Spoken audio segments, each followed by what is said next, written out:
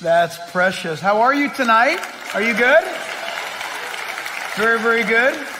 Well, tonight's going to be different, and you're going to love it, I'm sure, because you're going to be exposed to logic and reason and passion and faith and the Word of God. And so before we get going tonight, some very quick announcements. So you guys, out and about on the campus are these door hangers, and this is very effective. We're asking everyone to do this, to really grab as many as you'll use. Don't grab a bunch and not use them, but do grab enough, and this is what we want you to do. Everything has been done on here for you to go to your neighbor's door and just hang it on there, and then if you want to ring the doorbell and run, you can do that. And just go to your neighbors. You don't even have to talk to them. It's all been done. And there's a QR code for your neighbor. There's all the data that they need to invite them to our Passion Week services. Starting this Sunday, of course, we've got Palm Sunday. Then we'll have Passion Wednesday. We'll have Good Friday. And then Easter Resurrection morning. And we have a sunrise service that's going to be going on, so we're excited about that. That's always fun. Have you ever been to a sunrise service? When I say sunrise, I mean Sunday morning, pitch black dark. Raise your hand if you've been. Oh, okay. Well, I'm impressed. It's great. So we encourage you to do that. And okay, well, here's the big deal. So we have been announcing, right, and letting you know about Assembly Bill 2223.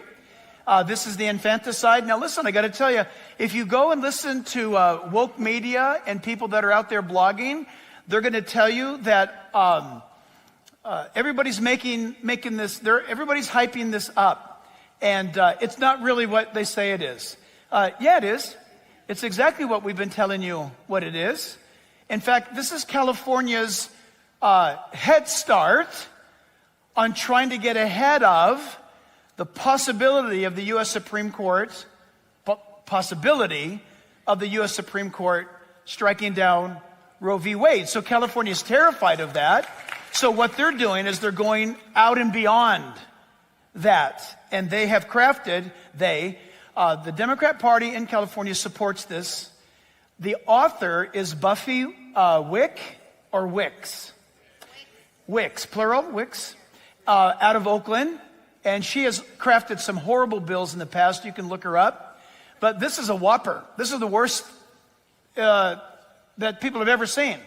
And that is, it's hard to believe, but post-birth, for days after birth, the mother can decide to terminate the baby's life.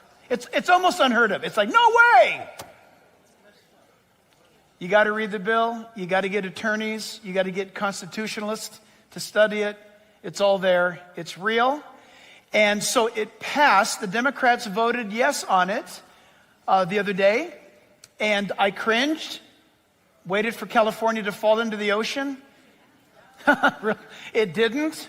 But what it means is it moved out of the Judiciary Committee, and now it moves to the Health Committee. And that is going to be on April 19th at the state capitol. They may postpone it, but they can't make it any earlier. The 19th is the date that's set.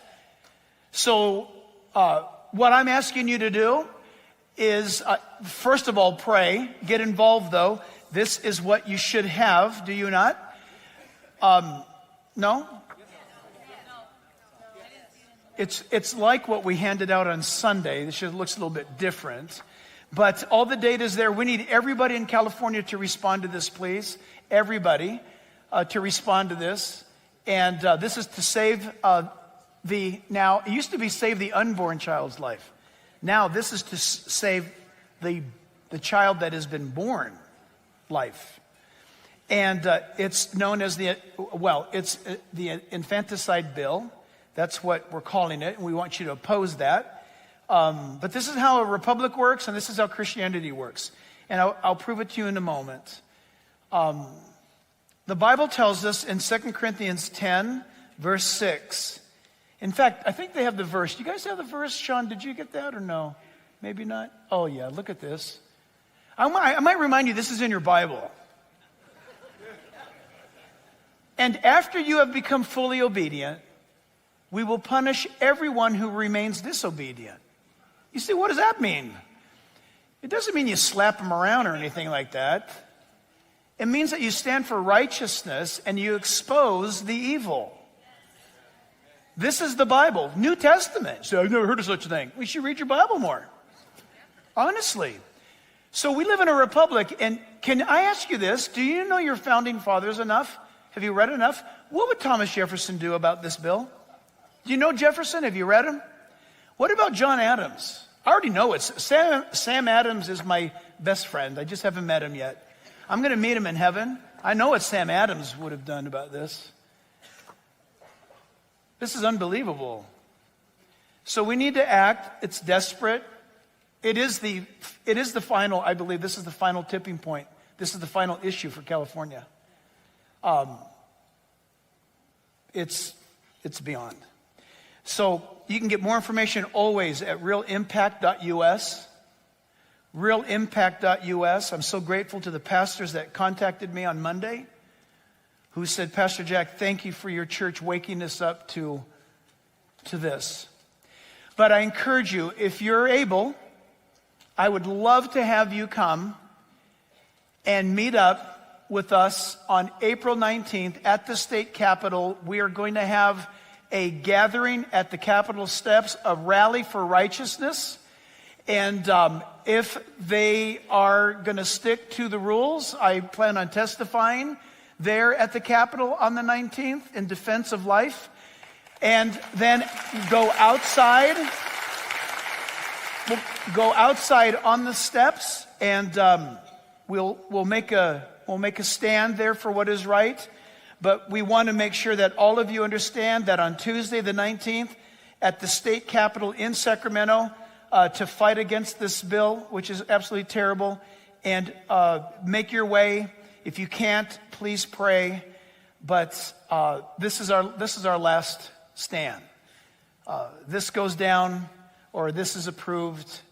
Wow. And you say, well, I'm moving. Yeah, you know what? I have something to say about that, but I'm a Christian. I'll be calm about it. America's not heaven. We're not there yet. We're called to fight for righteousness. We're not to run from the fight. We're to stay. But I told you last week that what happens in California doesn't stay here.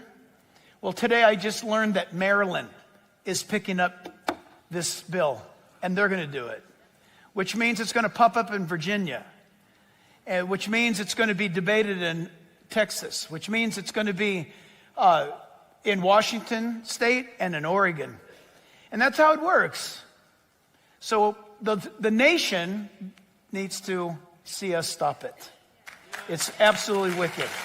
So you guys, tonight, it's a real honor tonight to invite a young man out here who has been a combat warrior. He has been a soldier for not only our freedoms and for the freedoms of those in other parts of the world, but he is serving actively as a police officer.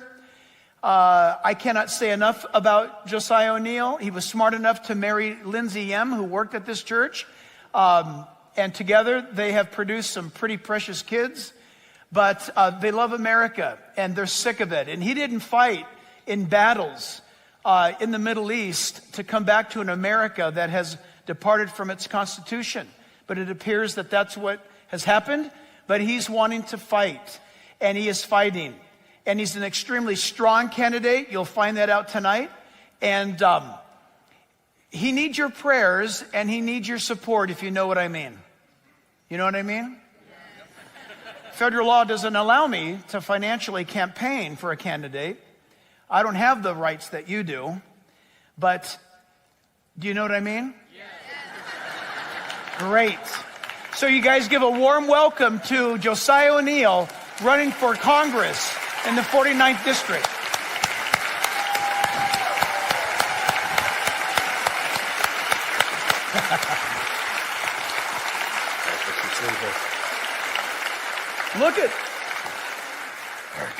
Look at that. That's great. You can be seated. So California's 49th district. A lot of you may be thinking, why should I even get involved in the 49th? I live in some other district. Because the reason why, this is the viable candidate to defeat, is it Levin? Levin. We can call him Levin, that's fine. The Democrat in the 49th, not a good idea. And for those that are in the 49th, and Josiah is going to tell you that region of the world, and you need to get a hold of friends, and you need to encourage, but you don't have to be in the 49th to support him for the 49th. So, Josiah, let it go, brother. Thanks for having me. It's good Absolutely. to see you guys. Look, I was really excited about tonight because besides the fact that I'm running for Congress, which is, a whole other world, tonight's title, Jack and I agreed on, Faith in Action and Why Christians Need to Be Involved in Politics. It's a big deal, okay? So we're going to go through some things and have some open discussion and listen to what I'm saying. And remember, when we're done with this, you share this to as many people as you can. Yeah. Forget the congressional campaign for a second, right? Let's talk about the church waking up and getting involved in the communities that we live in, okay? I am running for Congress, so that's important too. But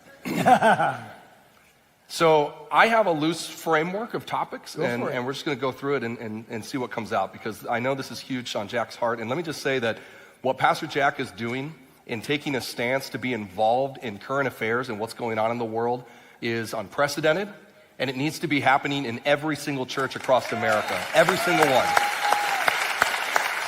And we're going to go into a little bit why, but I'd like to talk about first what happens when the church does nothing. What happens to an apathetic church? The morality of godless government is non-existent. Can we throw the first slide up? I may not use every slide, but I just want to throw it up for reference so you guys can follow along and jot things down if you want, okay? Dennis Prager said, motives are much less important than behavior.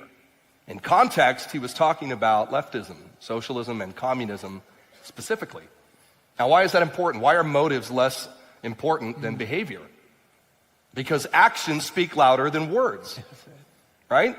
Yep. So the left is very emotional, and they appeal to people with no strong moral foundation, and they go after you with the motivation. But do we think that the means justify the end? In this case, it's the opposite. They have great motivation, or so they claim, and yet everything they do ends in total destruction and death and mass human suffering.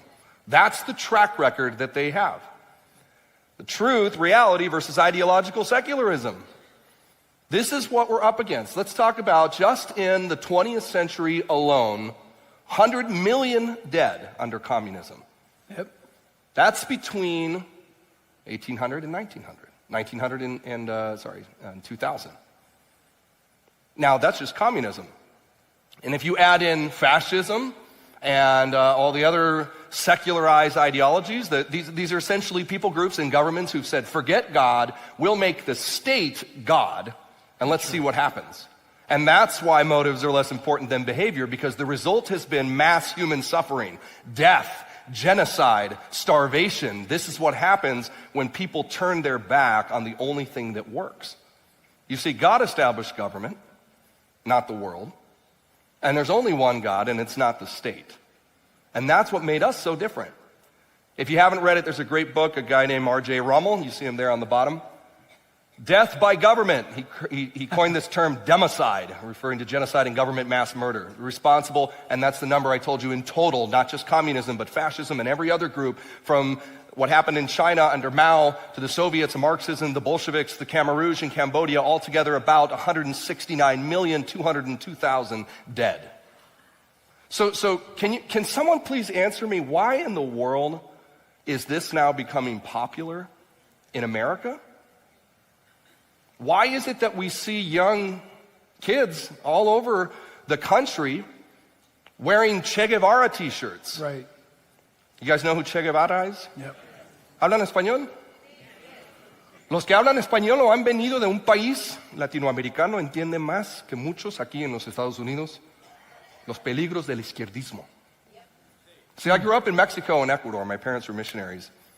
And many of those places and where I grew up, especially in South America, leftism was very much propagated. In fact, when I was 14, I got shot in the shin during a riot with some rebels that came down from southern Colombia. That was just because I was in the wrong place. I shouldn't have been there. It's true. But I'm familiar with what happens, right? And growing up in that environment, I developed a deep appreciation for America, and what we did was so different. We did something really different. We are exempt. Throw up slide 2 for me. We're exempt only by grace. Yeah. Our founders recognized man's depravity, evident in most all founding documents in recorded American history.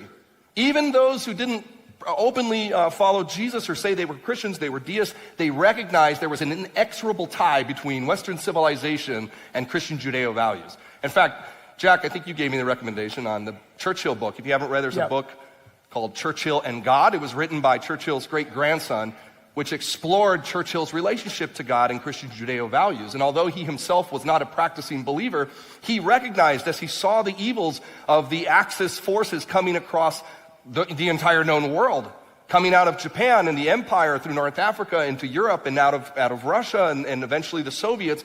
And Churchill recognized that the only thing that would stop the encroaching evil was the Christian Judeo values of Western civilization.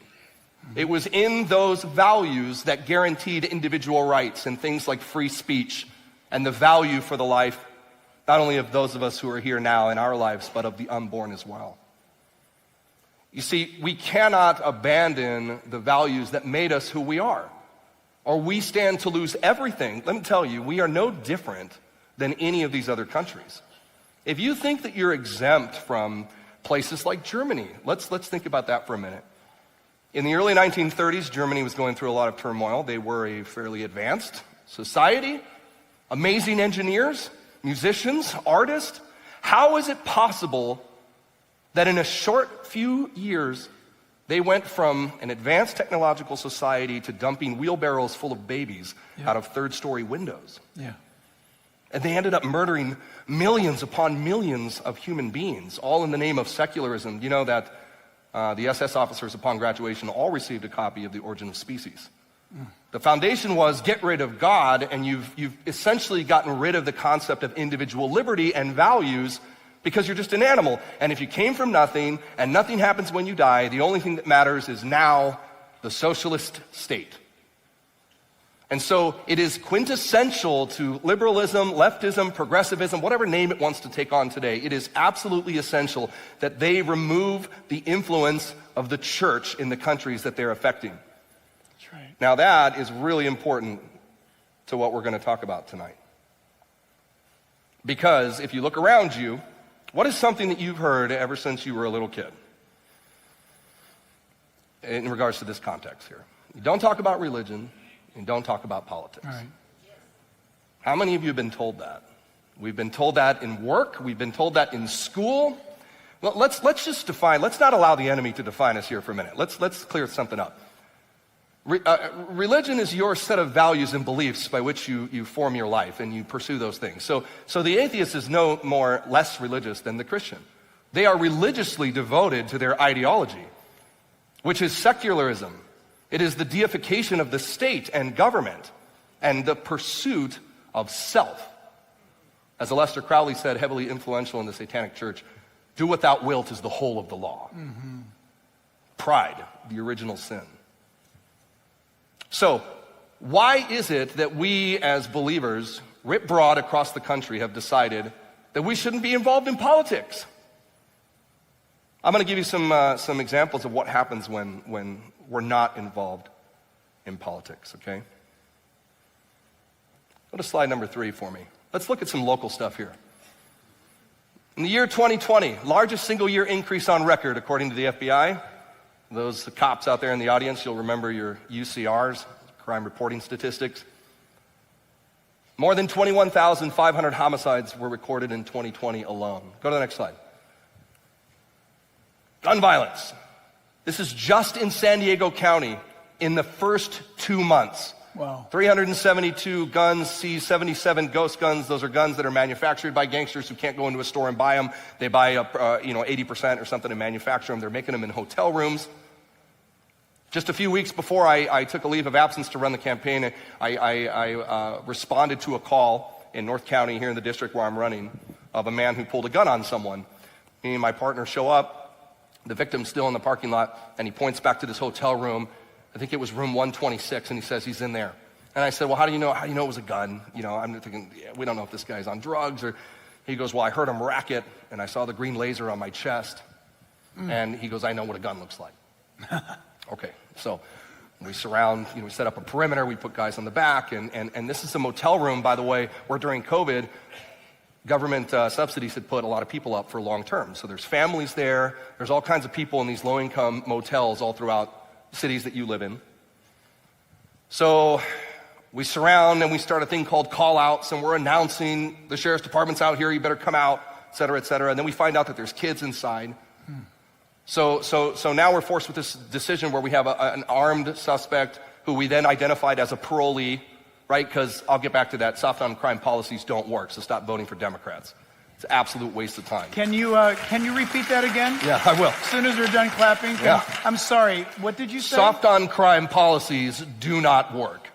It's an absolute lie. So stop voting for people that put those forward. So long story short, we decide we don't want to risk having to go in, guns up and whatnot. There's kids in there, and thankfully this guy ends up opening the door and coming out. And actually the story behind that is because his grandma showed up in the parking lot and started yelling at him on the speakerphone. Grandma in the car. can do it. Yeah. I won't say his name, but I'll just give him we'll call him Bobby, and she's on there going, Bobby, better come out of that motel room right now. He did. So we go inside, and I find several children, a weapons manufacturing lab, a whole bunch of SBR, short barrel rifles, magazines, et cetera, et cetera. I'm all about guns. That's not the problem. The problem is this guy was a violent felon, a criminal who had been released multiple times, was on parole, because the state of California thinks that it's the cops' fault that people commit crimes. Right. And so they let them out over and over again into your societies, and they do things like that. They come out of motel rooms and pull guns. Oh, and he was high on meth. The reason he didn't come out in the first place is because he stuffed all his meth in the bathroom. He tried to flush it, but it didn't work because he was high. So I pulled that out for him. A little gift. What happened to my slide? There it is. Check this out. Chief of Police of San Diego PD, David Nislate, said never in 34 years has he seen something like this. There's this quote underneath. If you see something, please say something. I've never seen the proliferation of the number of guns on our streets and number of persons who have guns on them right now. That's what it's been reduced to in California. We're begging people to just help. Or like in LA, don't wear jewelry. Yeah. Or like LA telling people, don't come here if you're on vacation. It's too dangerous. We can't do anything. Right. 2 shootings a day on the freeways. Smash and grabs are out of control. Crime is out of control. Go to the next slide for me. Check this out. Drugs and fentanyl. Over 800% increase in fentanyl overdoses between 2019 and 2022. It is the leading cause in the nation of people aged 18 to 45. That's Summer Steffen. She's the district attorney in San Diego.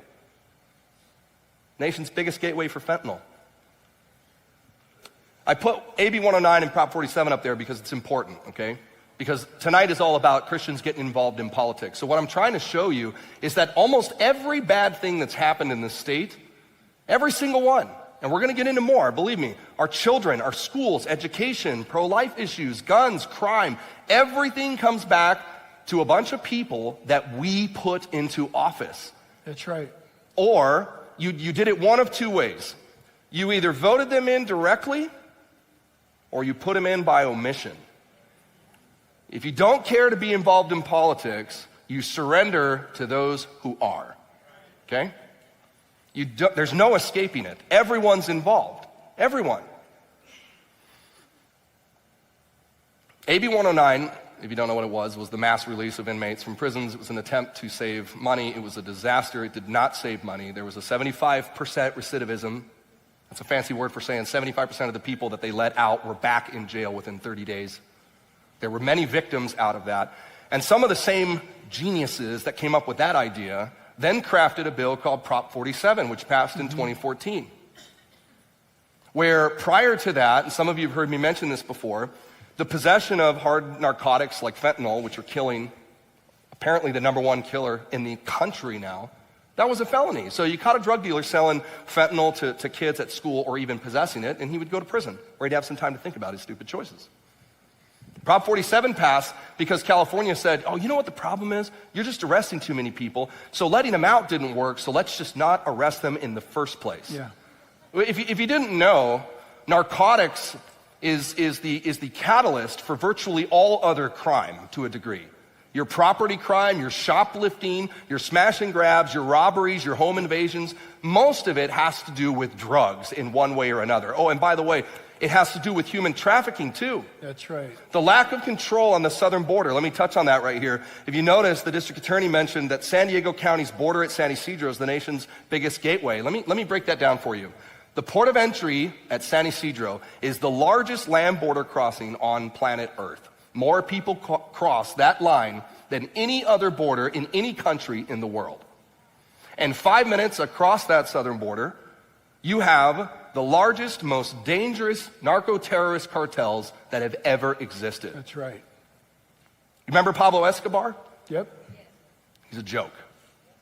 Compared to the Sinaloas and the Felix Arellonos and Nuevo Generacion and many others, they are 10 times what Pablo Escobar was. Do you think that they're reaping the benefits of Democrats making decisions like Prop 47? Absolutely they are. I love it. Policies like that against drugs? Yes, please, the narco would say. Policies like, hey, let's not secure the border. This isn't about people. Look, the border is not just about people trying to immigrate here. There is a national security nexus. It's about public safety. It's about crime. It's about tons of fentanyl flowing across the border. And it's about human trafficking. Yeah, give me the next slide real quick.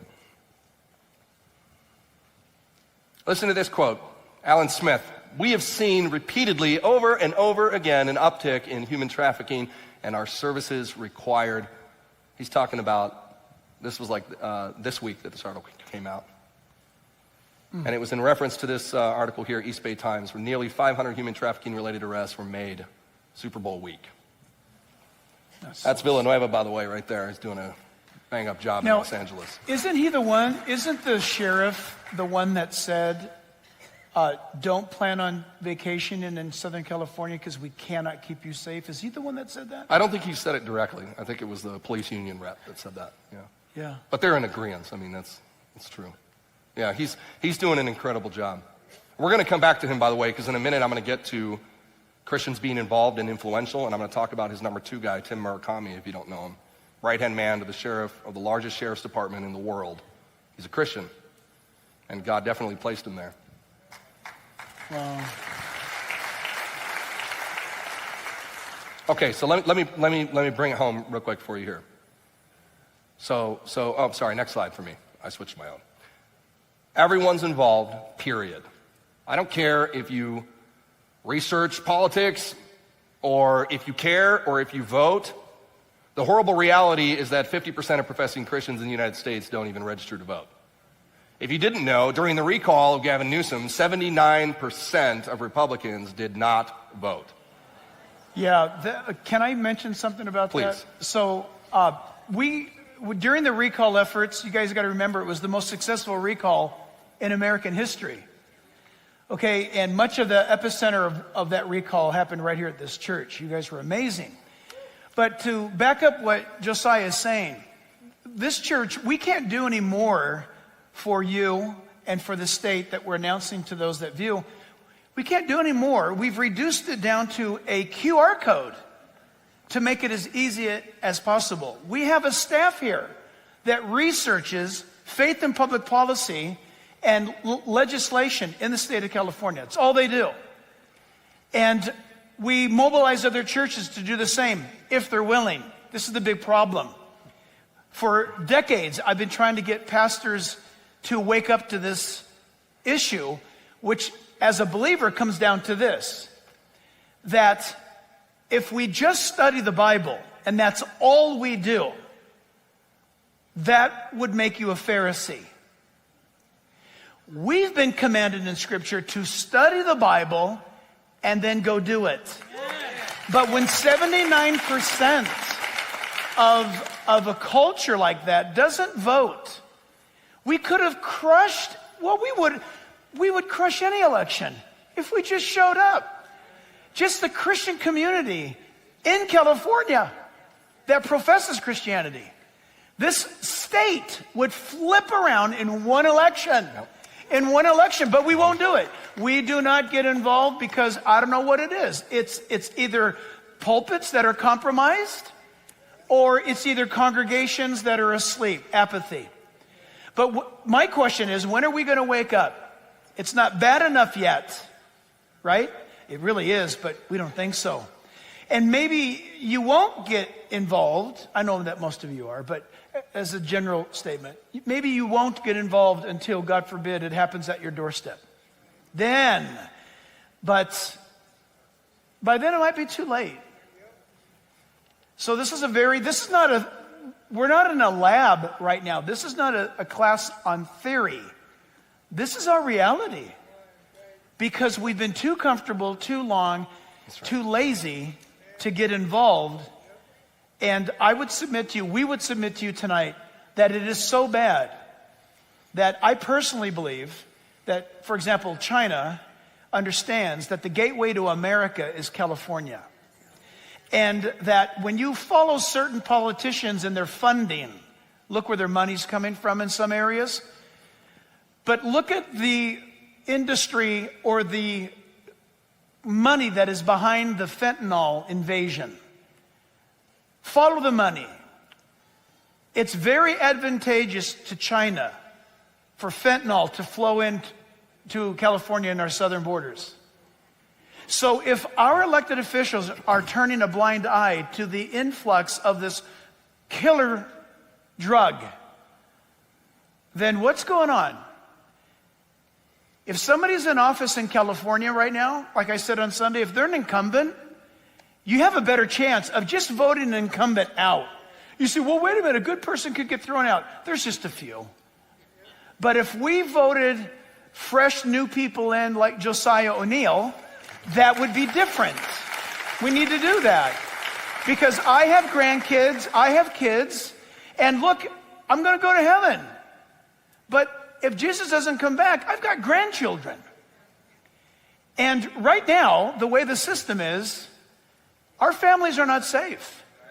And when we have it the way that we have it, and we've got a vice president that wants to remove our guns from our homes, who's going to protect us?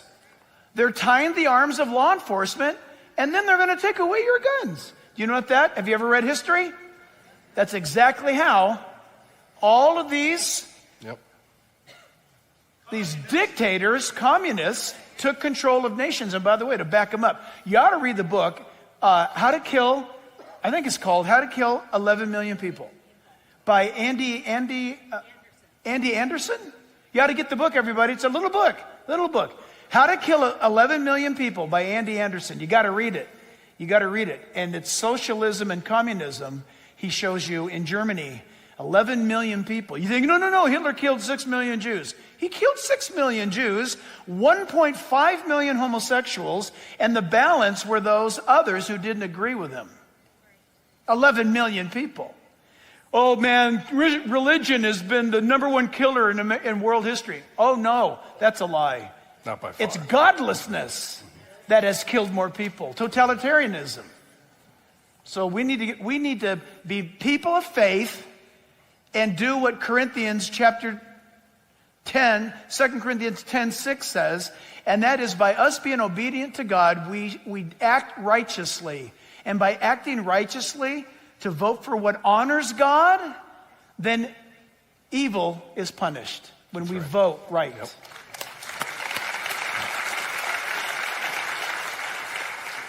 You're 100% right. And along those lines, I would say that's why the answer from a believer or churches in America that says, well, we don't want to get involved in politics.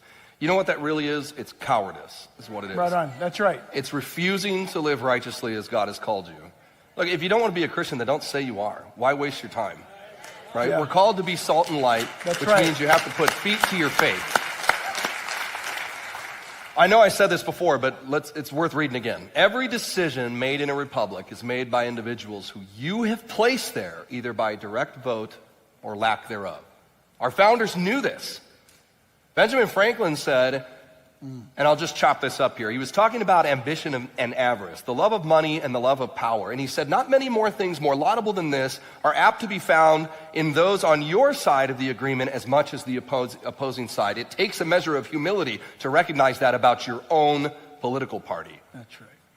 What does that all mean? It means that we have a large part of conservatives in the country that have forgotten why they're conservative. We've abandoned the biblical and Christian Judeo values and made it into some sort of like secular, like God, guns, and country type thing. But the foundation has been eroded, and so you're standing on this rickety framework. Then when the left comes along and they're radically idealist and they're dedicated to their leftism and their secularism, and they challenge the conservative without the ability to give a defense, we as Christians know the word apologetics, then the whole argument crumbles. Yeah. Without the moral foundation and the understanding of how to apply your faith. You are called to be salt and light, okay? Now you have the church going woke. What do you think about men like Bonhoeffer would tell you today if he were here? What kind of warning would he give? How about Joseph Bondarenko, who we just had up here not too long ago, who I had a chance to ask him privately. If you don't know Bondarenko, read KGB's Most Wanted is a book about his life. He spent over a decade in the Gulag, primarily because he refused to deny his faith in front of the Soviet proletariat. And I got a chance to ask him just a few weeks ago, what would you do? What's one thing you would do if you could go back in a time machine? And he said, get your children. Because we surrendered them to the Soviets. Have we not done the same thing here? Yes. Listen, the devil's the father of lies. He just disguises himself in different ways. That's right. I don't care if you call it liberalism or progressivism or whatever you call it. It's a complete and utter abandonment of the Christian Judeo values that made our country what it is in favor of a secular deity, making the state the ultimate force of accountability. You know what the problem with that is? Our founders recognized that our rights were inalienable. They didn't come from men. They didn't come from the government. They came from God, and the government was there to protect them. Now, how does that loop you in? Christianity and politics, right? Let's bring it home. Direct vote or lack thereof. The founders knew that accountability was important. That's why we have the legislative and the judicial and the executive branch. But the often less talked about part is the political process. Is that we choose who goes to those places and makes decisions for us. Major decisions, Supreme Court decisions. Like in the 1860s, the decision to go to war. The Civil War, which had major implications like ending slavery, and so forth and so on. Speaking of that, let's look at some decisions that people have made here. Go to the next slide for me. 2223, we just talked about that one, infanticide. 1084, gender-neutral toy section. What in the world is... do you have nothing better to do? How about you drill for oil out here and get our gas prices lower? No joke. Does anyone really care about gender-neutral toy aisle? Give me a break. Wouldn't it be great to trade in 1084 for California? Anything? California will fill in all the potholes on the freeway. How about that one? Yeah. Okay, why that? Sorry, you're doing great. No, I'm go ahead. interrupting totally. You guys, AB 1084, do you have any doubt if the team that's in power has an agenda? Look at that. You need to know this because when you see the authors of these bills, you can look them up. You can watch them on YouTube. It's their personal lifestyle that they go to public office to impose upon you, if you like it or not, when they are supposed to be listening to their base and then make decisions, not based upon their interest, but based upon those who elected them interest. There's no statesmen anymore, and there's almost no politicians anymore. There's indoctrination artists or whatever you want to call them. But this is what's going on. Amazing. I'm sorry. They're targeting. No, you're 100% Yeah, right. They're targeting the very foundation that I just talked about because they know they never win arguments on common sense because they don't have any. I mean, let's be real, right? There's only two genders. Hello? Like, duh. They're not going to win that argument. So what they do is they go for emotions. They make you, they think with their I mean, do we not know as believers that emotions are fleeting, that the heart of man is desperately wicked? Yeah. Should we rely on emotions to make every decision? Like, is that what you do when you go to the bank? And you're like, well, how do you feel today? No, they know this, and so they're targeting the core foundations of what make us who they are. That's family, that's life, that's the sacredness of marriage and sexuality and so forth and so on. And so all of these, look, SB 98, press anywhere to protest. Let me tell you why that seems sort of innocuous, right? What's wrong with that? Okay, I had the wonderful experience of participating in the riots that were down in La Mesa last year, okay? In fact, some other time we'll go into, my whole unit got a commendation for it, but if you didn't know, there were massive riots all over the country, right? Where leftists went through and burned cities and murdered people and destroyed and pillaged and looted places. Last year, I was freshly back from the State Department. I had resigned my commission where I was working for Pompeo there at Diplomatic Security Service. Came back, joined the San Diego Sheriff's Department, and shortly after, I was working graveyards, which is just, wonderful. And I got home at I don't know, what time did I get home? Where's Lindsay? That's my wife right there. Can you wave, everybody? Yeah. Thank you. Thank you. Lindsay, what time did I get home? I don't know, 7 o'clock in the morning. I just went to bed. I laid down. I was asleep for an hour, and my phone starts blowing up. I'm like, why? And it's my sergeant from my unit. I go, Sarge, why? I just went to sleep. He goes, I need you to get dressed and come back to work. I go, I'll be there, tomorrow. He's like, no, I need you to come right now. All time off is canceled from this point forward. I'm like, what in the world? So I get dressed, I go back down there. There's tons of people there. Shifts that are not currently working that day are called in. And they go, okay, first wave, we're going to La Mesa, the city of La Mesa. The police department is being completely overrun. They only had a handful of officers on duty that day, and over 1,000 protesters, many of which were militia Antifa folks. That's right. Had stormed the joint city police headquarters there in La Mesa, and they had breached the walls and they were lighting the building on fire. And there were secretaries and administrative folks inside who would have died. They would have burned to death. And basically the cops down in La Mesa were just completely overwhelmed. They couldn't do anything. So they put this all call out for help. The sheriff's department responded as a larger agency, and about 40 of us went, lights and sirens, 100 miles an hour down the 15 southbound. We got to Chula Vista, I think we staged, and all these other agencies had come together to sort of help La Mesa. But there was this massive crowd, and it was already very violent. They were throwing rocks. There was incendiary devices. And I remember this SWAT commander he pulls us in, and he's like, all right, guys, we have to get through the crowd in order to reach the La Mesa civilians and the police officers and give them a break because they've been almost 24 hours on this now. It just got worse and worse. So it was the first time I'd done something like that since Baghdad. Full gear, helmet. We got into cars, as many as we could. We managed to get through. Many of the windows in our cars were smashed out trying to get through. And basically we jumped out of the cars and went right into this line where the craziest political propaganda was playing out right in front of my eyes. You had protesters with nothing in their hands, doing the whole, my hands are here. And you had people on the side filming with cameras. And then behind that line, you had Antifa with trash cans full of railroad rocks, incendiary devices, fire bombs. It's the first time I saw a car bomb outside of the Middle East. 2, that day. I went 24 hours that day straight without going to sleep. And by the time the sun went down, they literally blew up a fire truck like a car bomb. It exploded just off to my right. And I remember thinking, where am I? And then they burned Citibank to the ground, and the Vons and the Ralphs. Many businesses were looted. They raided pawn shops, gun stores. Half those people weren't even from La Mesa. That's right. Decimated the city. So, this bill, I know I got way off topic, okay? Press anywhere at protest. This is the Democrats saying that the cops should not be able to tell people they can move. The problem with that is there's all kinds of people that say they were press people, right?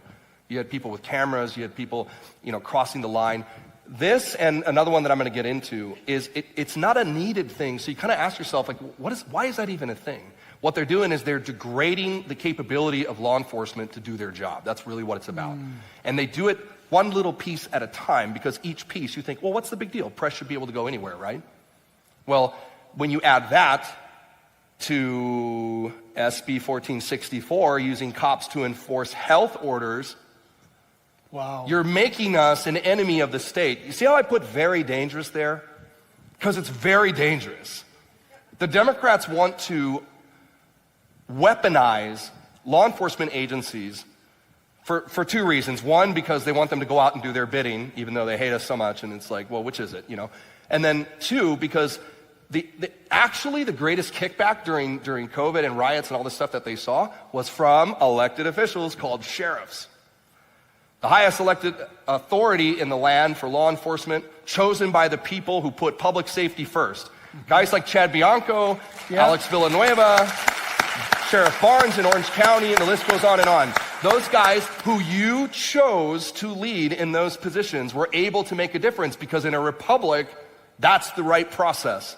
Duly elected, chosen by the people, go start a fight.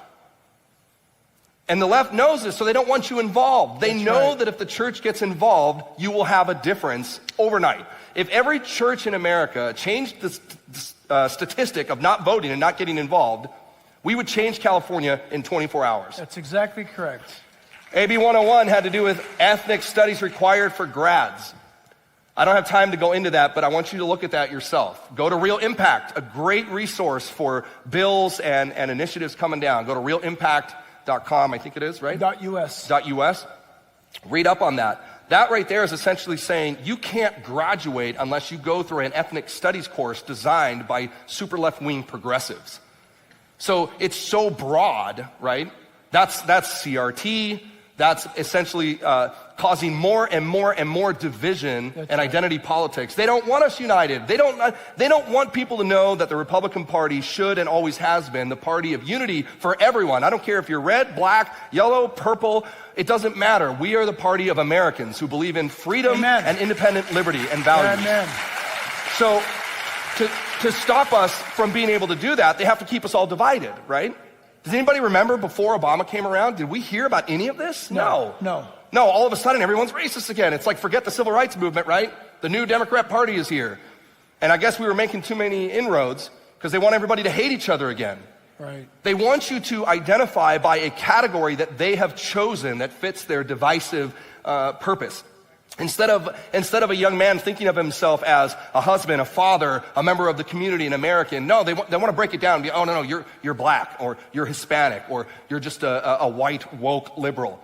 You don't have to let them define you. And we as Christians don't have to let the left define us either. We define who we are. And the acquiescence or the submitting to what the left has done in silencing us has caused great damage. Penalties for misinformation? Are you kidding me? What does that even mean? That's just communism. I'll tell you what it means. Yeah. It means what they want it to mean when they want it to mean a certain thing. Yeah. That's what they'll do. They'll define it for their particular moment. I got to add one more thing and then keep going. America is too strong to defeat militarily. And the American citizenry, I don't know if you're aware of this or not, but the largest army on earth is the United States citizen. Did you know that? Over 550 million guns in America. Those are the legal ones. Those are the legal guns. We've got this, the American citizen it's an army. And here's the thing. They want you disarmed. Think about other cultures in history. Propaganda, control the media. Look what's happening in Russia.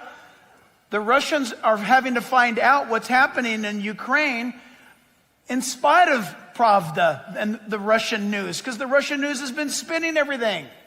Control that. But here's the killer. and we made mention, or I made mention of it in one of the services on Sunday, is go take a look at what Disney's doing to steal your child from you regarding your biblical worldview. And let me tell you, mom and dad, you're the authoritarian, and you're the one that's giving them this, and you're telling them this, and then a cute little cartoon comes along on their iPad, and it's telling them something completely different. Who do you think they're going to go with? Indoctrination. So I believe the United States has been under attack for a long time. You can't drop a bomb on it because we would respond.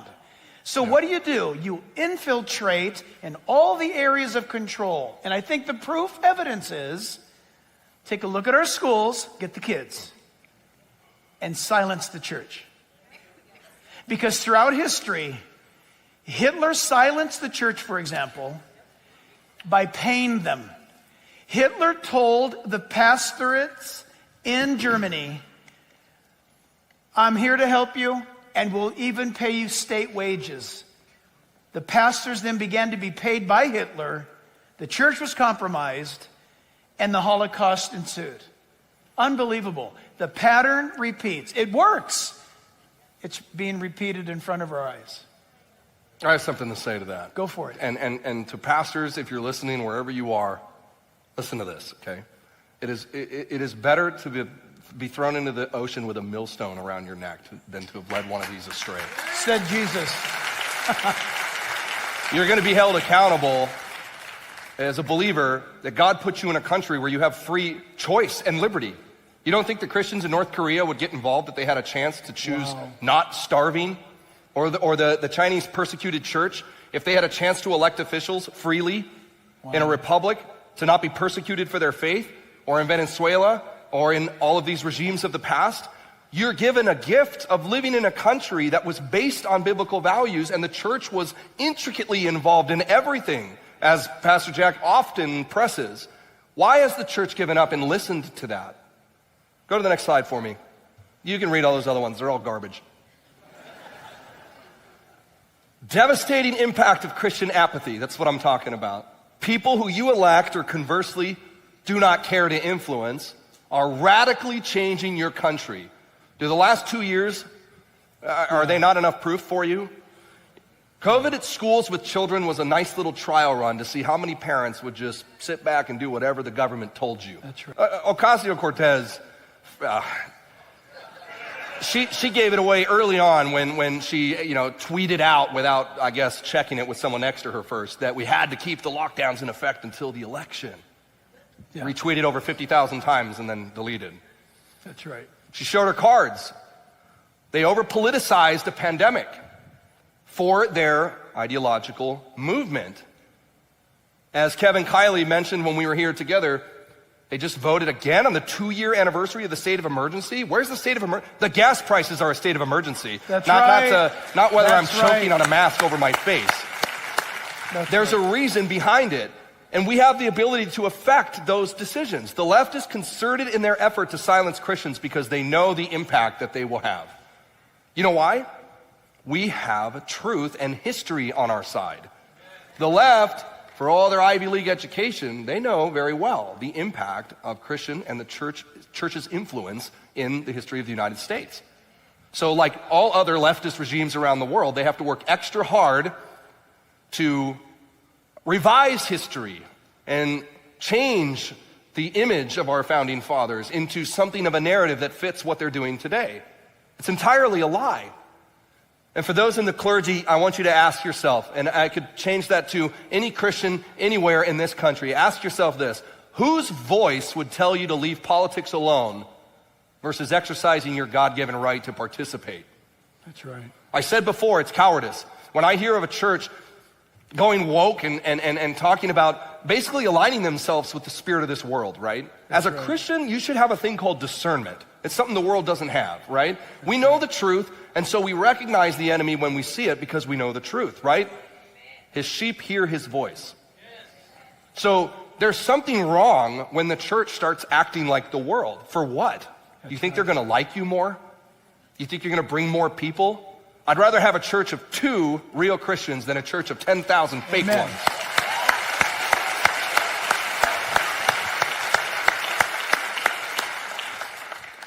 Go to the next slide for me. Approximately 50%, that's the number we're looking at, percent of religious, okay? If you look at Orange County, it's about 46.5% people that identify as religious. That includes others, Catholics and Mormons and non-denominational and Buddhist and et cetera. 51.8% in the Los Angeles, Long Beach, Anaheim metro area, 45.8% overall in the state of California. And I had to throw San Diego in because it's part of my district at 44.9. Significant numbers, significant. In the 49th district where I'm running, there's almost 1 million people that live there. But my voter universe is about 182,000. Wow. Nobody shows up to vote. So you got to work really hard and target those individuals and subsets of them, right? Imagine if we activated, and I put silenced with a D, because that's exactly what's happened. Imagine activating the silenced majority. It would lead to culture change. Exactly correct. Fast. It would So be a fast. revival. So fast. And speaking of Disney, corporations led by profit margins will alter their course. Can we give a shout out to Elon buying some Twitter Yes! stock? Woo! Yeah. Oh, I don't know if you saw the news, because he now controls Twitter. Good for him. Did you? There's a mass exodus of certain employees. They said we can't work under him.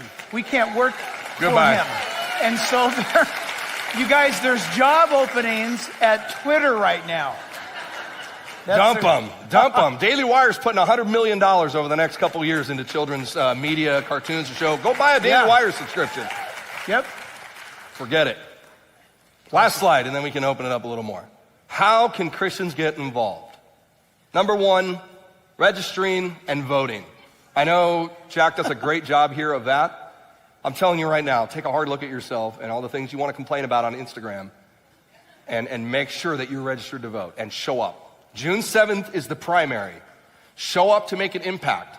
The primary elections decide the 2 that advance towards the general. You need to vote on June 7th. You need to know who you're voting for. Don't look at the mailers and the propaganda. Dig a little deeper. Look into iVoter Guide. Talk to your pastor. If you go to a church that doesn't know about the candidates, don't go to that church. Exactly. Again, if you're viewing us online right now, go to realimpact.us. You'll get help in your county in the state of California. I like these next 2. Bold communication and taking a stand where it matters. That goes back to that old adage of don't talk about religion, don't talk about politics. The world does. Yeah, they do. I've been in several different government agencies now, from the Department of Defense to multiple law enforcement agencies, and believe me, it's a radical messaging constantly about progressive ideals. Ram it down into your brain every day. So do the same. Bold communication. Don't be afraid of the culture. Like I said, you're either going to be a Christian or you're not. Okay? If you don't want to live it, you don't want to speak openly about it, don't waste your time. Go be a hermit or whatever it is. Take a stand when it matters. Live the values you claim to adhere to. Relational evangelism. This is huge right here. Many of you work in places amongst people that will never go to church.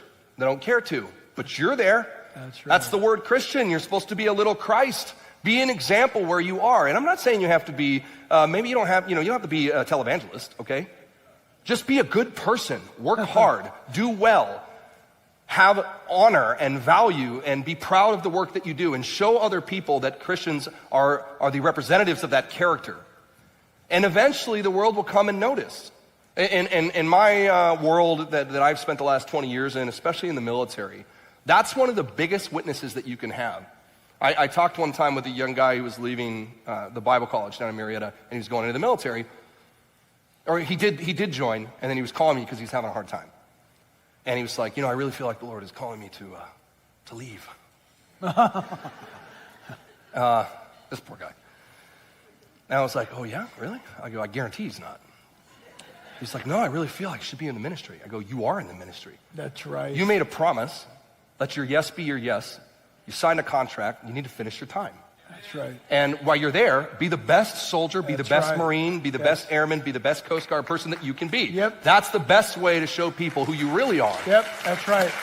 And that goes out tenfold towards everybody. I don't care if you're a baker, if you work in construction, if you work in communication or tech, live your values and impact the world around you. That is what the world calls politics, by the way, guys. That's why they don't want the church involved in it. Politics for the world is living their values out. It's spreading their ideology everywhere they go. So what are we doing? We listen to them when they told us to close our mouths and not have an impact? Absolutely not. Lastly, supporting the right candidates and hold your own party accountable. This is near and dear to me, guys. Let me tell you something here. Yes. A guy once talked about the swamp a lot. And I've learned a little more about that, not very much, but just recently in my campaign here for Congress. That we have to change the current model. Everybody listening online, listen to this too, it's important. We have to change the current model of electing or putting forth candidates to represent us on the basis of how much money they have.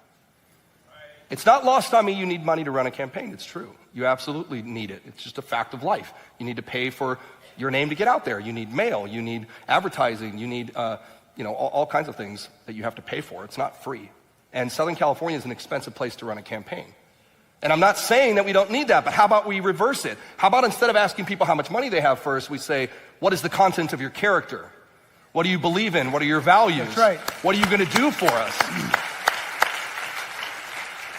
That's why you don't see a lot of middle-class, blue-collar people running for office. It costs a lot of money. It's easier to self-fund yourself and push your way to the top. And if the first checkbox is how much money you have, well, that's who you get. Ambition and avarice.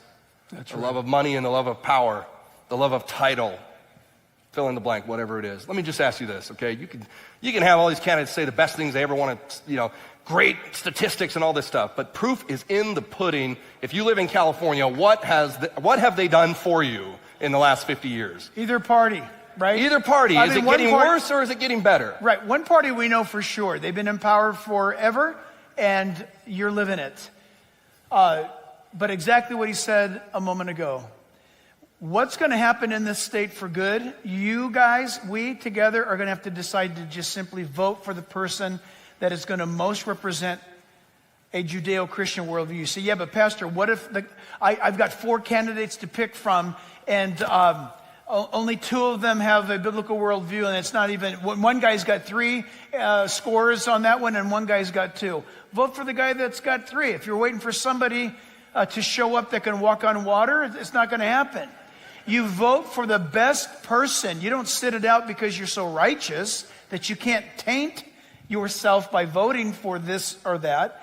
But do understand this, that we both passionately feel, we feel, because we know it, you feel, because you experience it, that the Republican Party in California, you have no idea how much they fight to keep good candidates from getting on the ballot. They want candidates that they can control, and character means nothing. And if you think I'm making this up, ask yourself this. What candidates have the Republican Party produced in this state for you to vote for? If you're going to say, oh, Josiah O'Neill, no. In the recall, Larry Elder, oh no. The Republican Party could not endorse, apparently, they couldn't endorse a black man. They couldn't endorse a conservative. They wouldn't. The Republican Party status quo as is has got to go. The Democrat Party has got to go. And that can only happen by people who care about their community. Your city, your county, your district, where you live. You've got to make the choice for your children and for this nation. Listen, a lot of people dodge what I'm about to say. It's pathetic. We have been so beaten down that people don't want to say that they're Americans because they don't understand what it means to be an American. To be an American is to understand that it is a choice you make.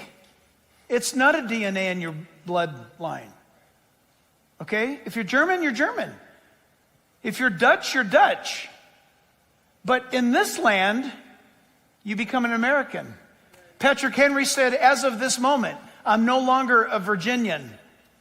I'm American. Why? Because it's a choice that a person makes to embrace the Constitution of the United States. And one party claims to believe in it. I have my doubts. The other party, they want to destroy it. And they're doing a pretty good job at it.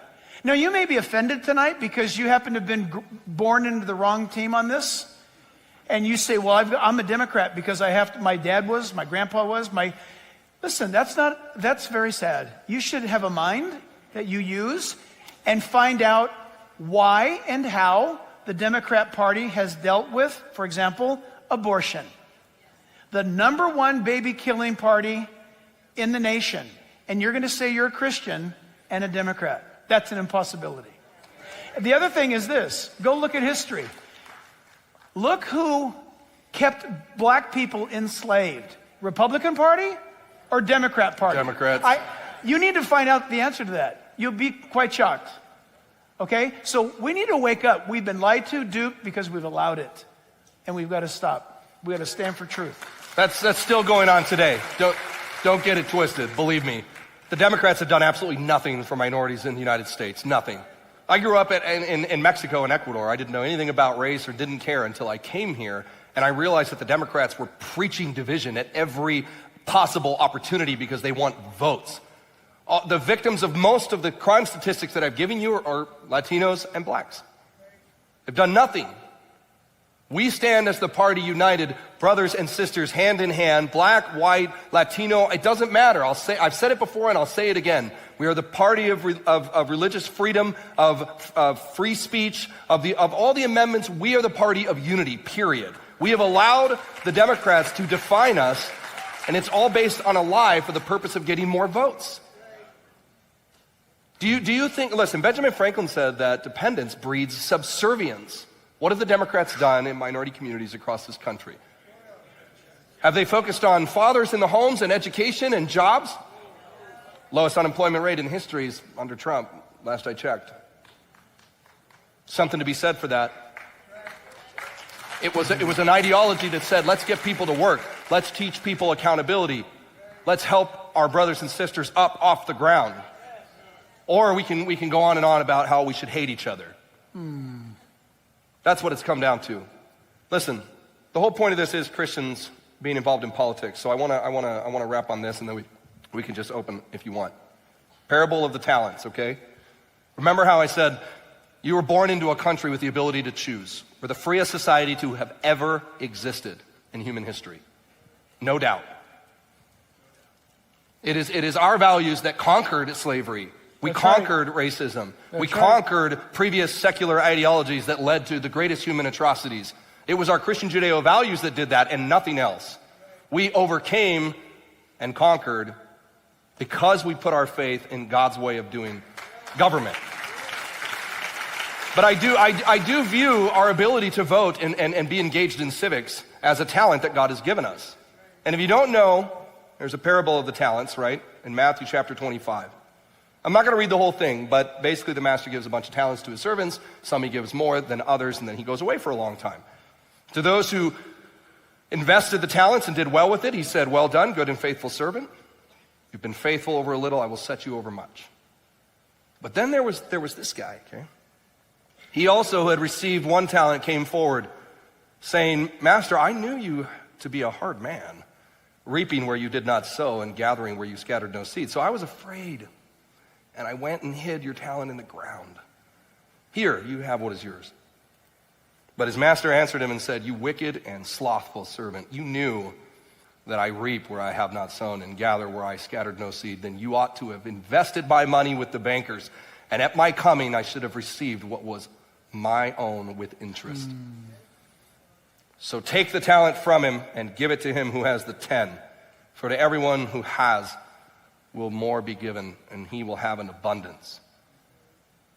Cast the worthless servant, verse 30, into the outer darkness. In that place there will be weeping and gnashing of teeth. If you've been outside of the United States, if you've been in combat, if you've been in war, or if you maybe grew up in a foreign country, in a third world country, if you've seen the depravity, you might take that a little more seriously. We are wealthier than probably over 90% of the rest of the world. We've been greatly blessed. And in the past, we've used that appropriately. We set countries free and didn't conquer. We left. We gave it back to them. We've died on foreign soils in the advancement of liberty. When a tsunami hits Indonesia, we send billions in aid and ships. That's our past.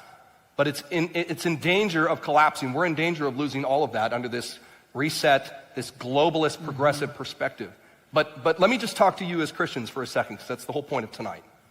Anybody who doubted, and I hope this is set it straight here tonight, anybody who doubted that Christians should be involved in politics, let's just forget the word politics, okay? Should be involved in living your faith. Yep, exactly. There should be no question you need to be involved, or you have no room to complain about the state of this state or the country. Because we choose who goes there, guys. Whether you vote or you don't, you still have an impact. So get involved. Yeah, get amen. involved. Amen. Awesome. You guys, time's a little short, but listen, if you've got kids, you can go get them, but maybe a few moments of Q&A. But before we do that, is there a microphone somewhere, guys? You got something? Maybe we'll take one or two questions, if you could keep it really brief. So get ready, because we'll have that coming. And by the way, before you do leave, listen, here's the big point of the big point. Jesus Christ died on the cross for our sins. Jesus Christ rose again from the dead. To believe in him is eternal life. He doesn't want you to join a church. He wants you to follow him. And if you forget everything tonight, know this, that God loves you and that he wants to forgive and he wants to set free. And so that is the greatest news that your soul could ever hear, is that no matter what you've done in life, Jesus is standing ready and willing to give you the life that he created you for. He wants you to hand over the keys that you've had. You've been driving around the block like a 2-year-old in a pickup truck all your life. And he says, okay, now let me take control. And he did that for you and I because we can't save ourselves. Simple as that. So real quick, because of time, no preaching, no declarations, questions. No, just real quick. First off, God bless you, my brother in blue and my brother in green. Good evening, Pastor Jack. So, because of things like the Posse Comitatus Act that was passed in 1878 to prevent and restrict federalized military from enforcing and regulating politicians' beliefs on the American people, I'm curious what kind of a bill that you may be trying to draft at the federal level to curtail and curb something like Senate Bill 1464 to prevent law enforcement officers like ourselves from being forced at the hand of a political party to drive home their agenda. Because clearly there's litmus tests taking place in law enforcement agencies like major metropolitan municipalities like LAPD, right? Where 3,200 of us are looking at being fired because we refuse to take a shot that's been proven to be ineffective. City councils voted that we need to take that shot or risk getting fired regardless of our Christian exemptions or our religious exemptions. And that's all part of what? A backdoor defunding of the police to fill those slots with yes men and yes women that they can later use for things like Senate Bill 1464, in my opinion. Okay, so first off, we have an advantage because we have the Constitution on our side. And socialism is not compatible with the U.S. Constitution. Impossible. They pass these legislative attempts through, and they basically get through because no one's paying attention. So it's not so much that you have to draft a counter bill, you just have to show them the Constitution. You have to oppose it. And the way we oppose it is exactly what we're talking about. Go to Real Impact, sign initiatives, get involved, tell them no. It's effective when people do respond. We do shut stuff down like that. And a lot of what happens in California about stuff like that that's clearly unconstitutional, by the time it trickles to the Supreme Court, it does get struck down. But the more progressive we become, the more in danger we are of losing those. So adamantly oppose it. Me in Congress would be Congress is a platform. It's not just a representation of the 49th district where I'm running, but it's a mouthpiece for the entire country. That's right. Because the whole country listens to California. See, I think there are millions of conservatives in California. They just don't have a voice. So we want to give a voice to the voiceless, and that's how you counteract that. Also this, I want to encourage you. What was the bill, you guys, that we actually defeated by calling the author's office? It was against police officers' conscience and convictions. Remember recently? Anybody remember that AB? 2329? Whatever it was, nobody knows. That's because it's dead. You guys, it died. Your noise in Sacramento, the author pulled the bill because their fellow Democrats said, listen, we're getting too many calls. You got to pull your bill. And that protected our police officers. So time real quick. Next question. Okay, thought long and hard on this. First of all, I've voted since I was 18, never given up that right. Awesome. Okay? Second, as an educator, I want to know what we're doing, what bills are going forward to get parents involved in the education system with regards to what's being taught our kids. Specifically, props to the governor in Florida, sex. Absolutely. Ed. Why is that even taught in our schools? That is a personal issue. That is a family issue. That's where it stopped. I want to know why parents aren't involved. After 30 years of education, I have barely seen any parents ever involved with their kids. I love the Lord. I love my kids. How are we going to empower parents? And I don't care if you're private school, public school, homeschool. I don't care what you do. I got to be honest with you. Everything you're saying is it aligns with the same reason that we have political problems. It's because people just haven't been involved. We haven't cared. So we need Christians to stand up and run for school board. We need people to run against the unions. We need people to make up, stand up and make some noise. I'm actually partial to public exit. I think we need to step out. And when the school system fixes itself, maybe we can talk about coming back. But as believers, we need to step out. And educators like yourself have an opportunity to come on over and teach our kids some classical American education. Yep. You guys... Go ahead. You got one more thing? Yeah. Okay. So, great. We taught our kids a Christian worldview. We also taught our kids, go make disciples. Go love people for Christ. You can't do that at home. You got a public school to win over. You teach your kids. Parents, how many know what a Christian worldview is and how that applies? Yep. Well, we were involved all the way through. And I was tired, and my wife was tired, but we did our job. And now I got a grandbaby, and guess what? I'm standing up for the grandbaby. That'll do it. That'll do it. Absolutely. You guys, I want to... 100%. We're going to have to wrap this up, but I got to tell you with what he just said, the reason why the school system, I actually...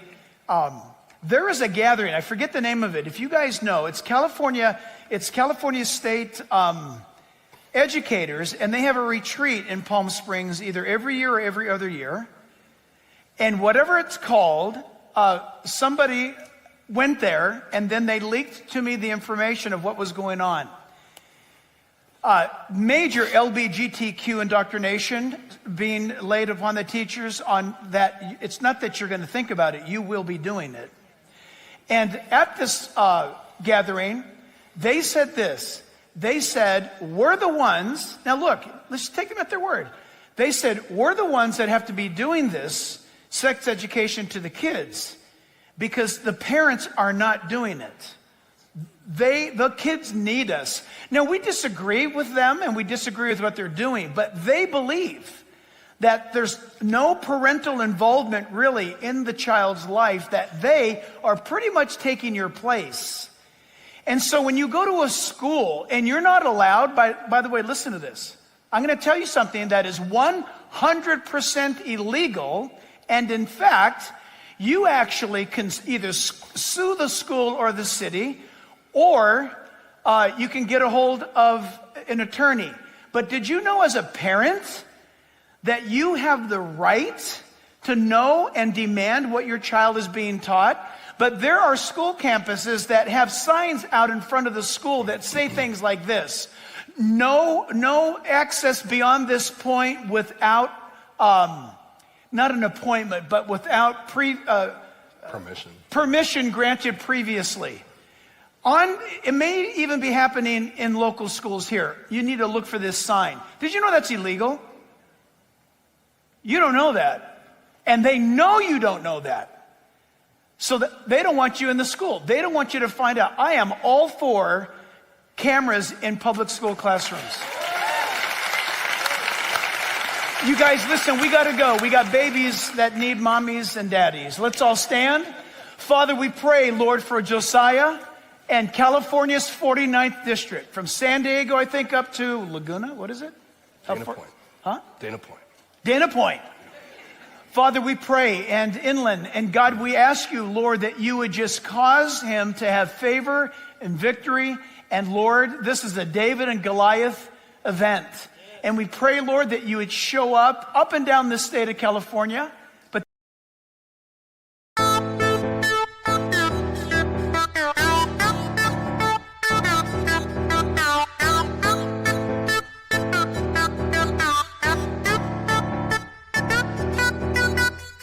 Hey, brandy baby in the high heel on. You give me favor, I liar never ever know. You are sure to product of love life.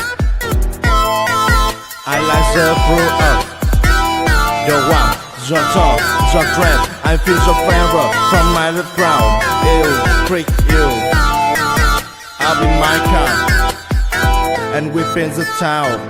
Just give me baby, and tell me try that you the one for me. The way you make me feel, the way you make me feel, you really turn me wrong. You really turn me on. You knock me off my feet. My lonely days are gone. Yeah.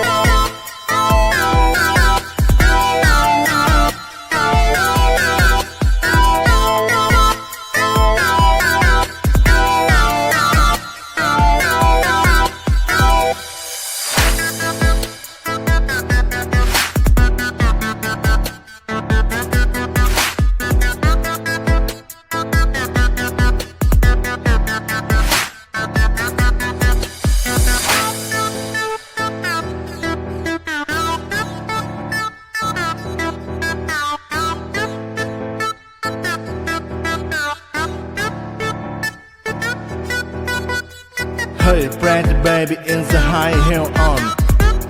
You give me favor, I liar never ever know.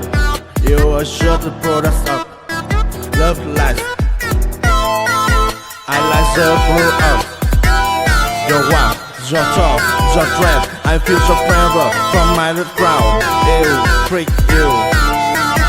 I'll be my car, and we in the town.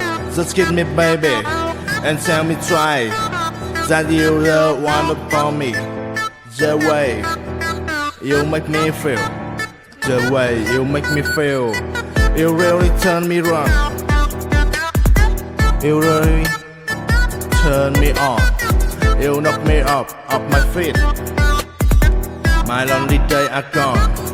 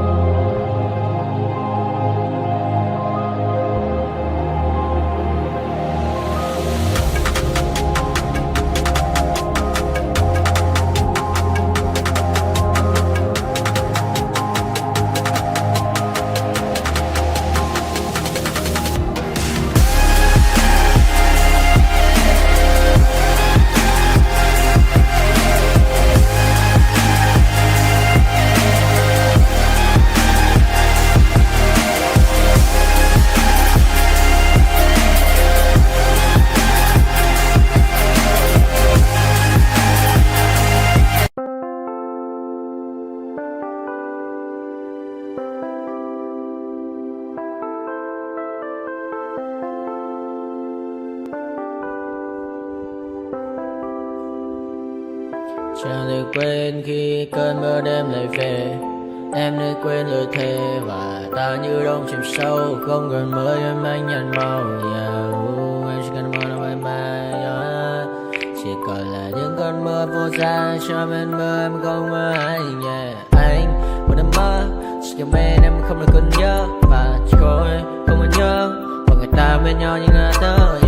Muốn nhớ về say em chỉ có mấy em ở đây và anh như muốn chết đi nhưng không muốn em mơ mày. Tình yêu làm cho ta đau đầu không em như nằm hâm mộ. Anh như đêm mong cầu và mưa bên em ngủ sầu. Chào các bạn mai em mơ chỉ có bên em nhưng là có mơ. Mà đang dài em muốn bên ai anh không mong gì hơn, chỉ mong em sẽ ở đây ôm anh thật gần. Anh chỉ mong đôi ta được có nhau mà đừng em đâu anh có em. Một đêm bên anh có em ta sẽ trao nhau môi hôn thật sâu ôm anh. I know you told your friend you're not okay, and tell me what's wrong and why you never said you felt that way. And guess you're trying to stay strong and fake a smile until I look away. But I've known you too long, it hurts to watch your blue eyes fade to gray as you fade away. As you fade away. Yeah, I'm about to fade away, cause every time I wake up I feel like it's Monday. Something's going wrong with all the chemicals up in my brain. All of a sudden I don't look at anything the same way. Gotta build up of my thoughts sitting in an ashtray. I'm sorry that I'm so inconvenient, okay. Just let me be me and I'll stay out of your way. I can see the way you look at me, I'm such a disgrace. I never really asked to be brought into this place. You wanna love me? Well then baby I have a taste. All the highs and the lows, no you'll never be the same. I don't really wanna hurt you but I can't control the pain. If you're sticking by my side maybe we could be okay. Okay, maybe you could be the change I need today. I promise that I've never felt this way. I really hope that you will choose to stay through all the pain.